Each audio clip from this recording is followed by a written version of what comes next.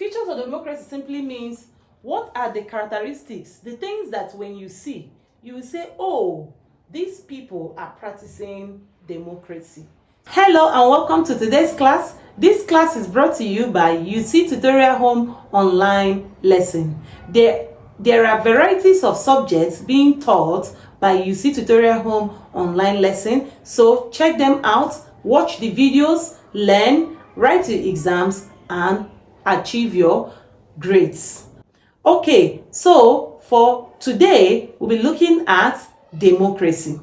Now, what is democracy?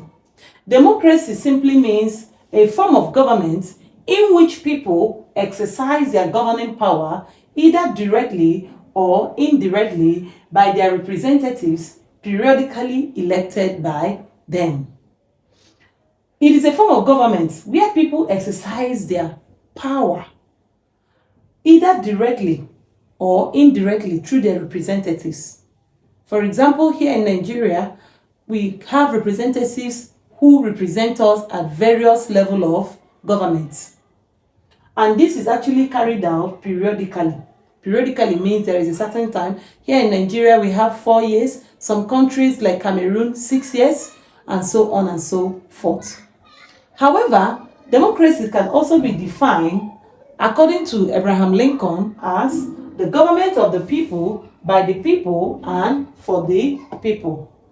This is Abraham Lincoln's definition of democracy, where the government of the people are the one who do the democracy, who do the voting. It is the government of the people are the one that make their choice to do it. And by the people are the one who do it, and for the people. The aim of democracy is for the interests and benefits of the people. Now, let's look at features of democracy. Okay, so let's look at features of democracy. Features of democracy simply means what are the characteristics, the things that when you see, you will say, oh, these people are practicing democracy. So let's look at them. Number one is political liberty. Every democratic state must have political liberty. That is a situation whereby adults who are eligible to vote, and can be voted for. There must be this liberty to vote or to be voted for.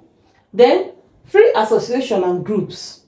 In a democratic setting, there must be rights to form groups or association, or rights to belong to groups and association. Political parties.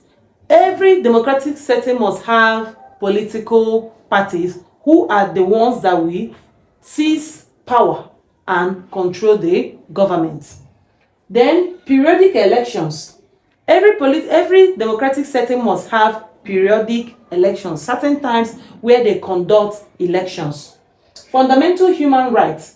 Every democratic setting must have fundamental human rights, such as rights to life, rights to freedom of speech, right to movement, and so on and so forth. Independence of the judiciary.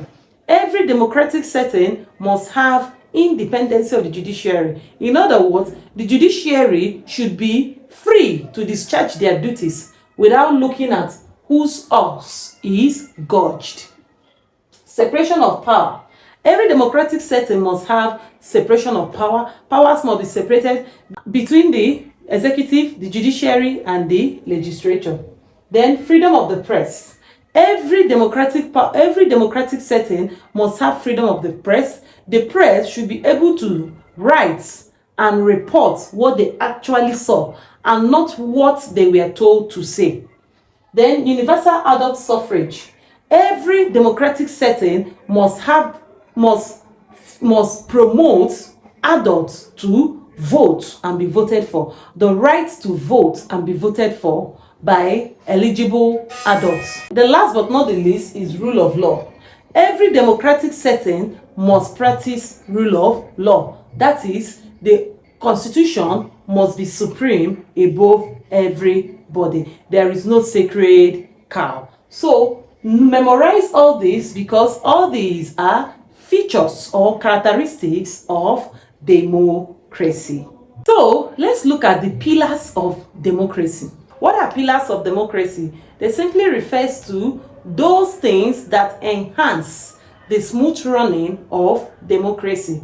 Those things that enhance the smooth running of democracy are what we refer to as pillars of democracy. So number one is people. Remember, democracy is government of the people, by the people, and for the people. So whatever you are doing in democracy is what? People oriented.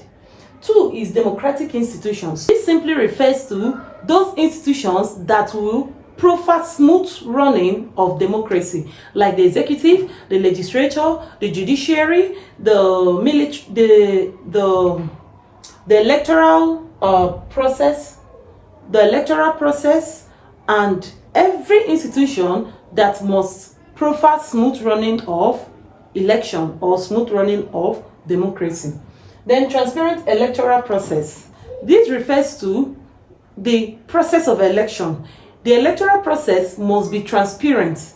It will not be filled with rigging or corruption or something that will make people to distrust the electoral process. Then rule of law. Every democratic setting must have rule of law. One of the pillars is rule of law. That is the supremacy of the Constitution. The Constitution is supreme. The Constitution does not know you. If you disobey the law, you will be punished, irrespective of your position in government. Minority rights. Democratic settings recognizes the rights of the minority people.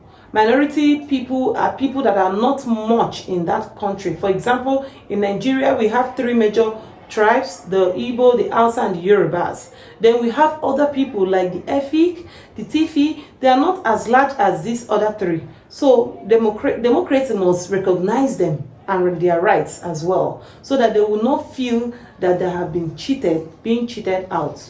Then majority rule. You know that basically in a democratic setting, whoever that has the highest vote or the party that has the highest vote becomes the winner. They are the ones that will govern the states.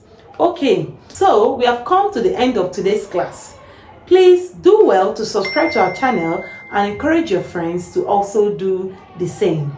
Now, get to the next video on political culture, socialization, and the rest. Okay, bye-bye.